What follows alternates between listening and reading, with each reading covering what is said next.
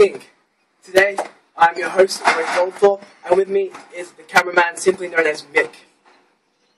And today we'll be discussing the topic of the Indian myna, and asking the question, is it really a menace? In this film, we will balance the ideas, find out what is fact from fiction, and also with me today will be a few special guests, a man from the public, and a scientist. Also, we will be finding out the situation in another neighbouring country to see if it really is as bad as they say. Within this topic there are two main points of view. The first one being that the Indian myna is a destructive, introduced invasive species, and the second being that the Indian myna really has no effect on the actual ecology of all the native species and the environment of Australia. Background and history. The Indian myna was introduced into Australia in the mid to late 1800s. Firstly into Melbourne as a biological control for insects in Melbourne markets. There's no exact evidence as to when the Indian myna was introduced into New South Wales, but it's plausible to suggest that it was introduced into New South Wales for the very same reason. Done.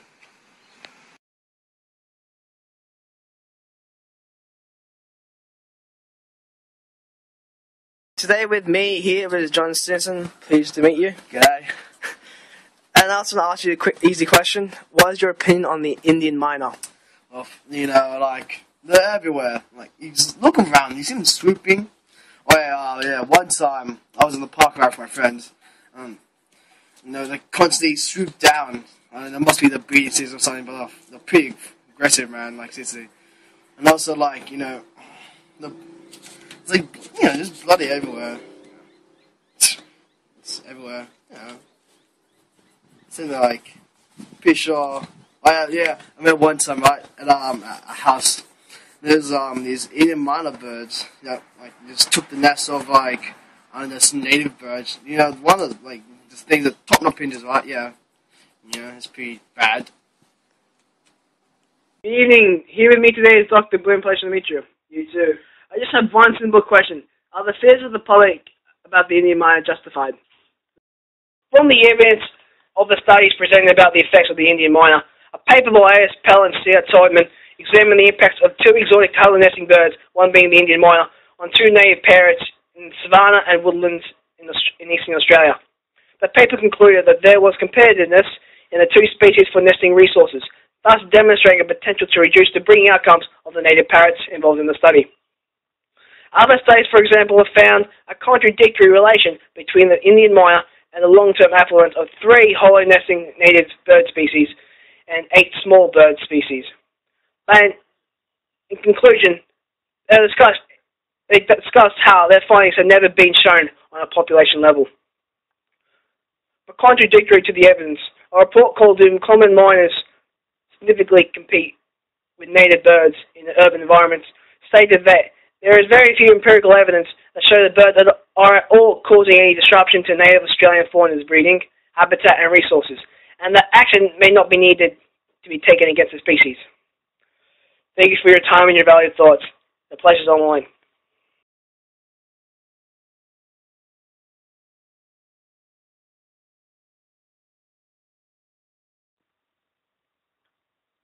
In South Africa, they have been faced with a similar problem.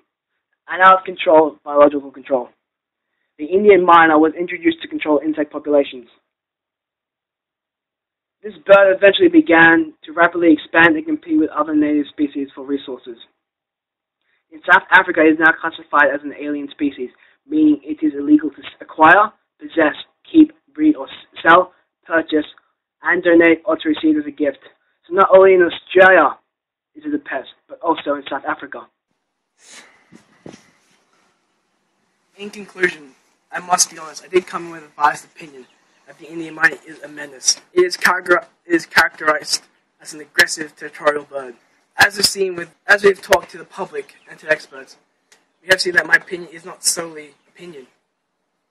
With the recent studies conducted, it has shown that the Indian myna has had an effect on the native species of Australia and also South Africa. In South Africa, the situation is extremely similar. The Indian myna was introduced as a biological control for insects, so too not to hinder the production of agricultural goods. In summary, the Indian myna has had an effect on native species. Though the evidence is quite,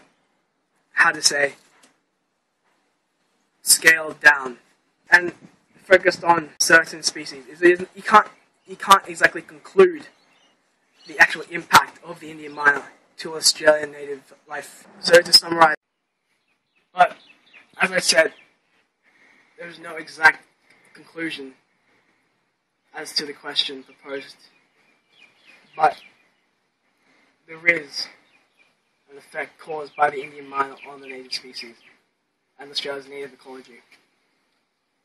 So to step forward, you must at least control the population. They are extremely good adapters to the urban environment.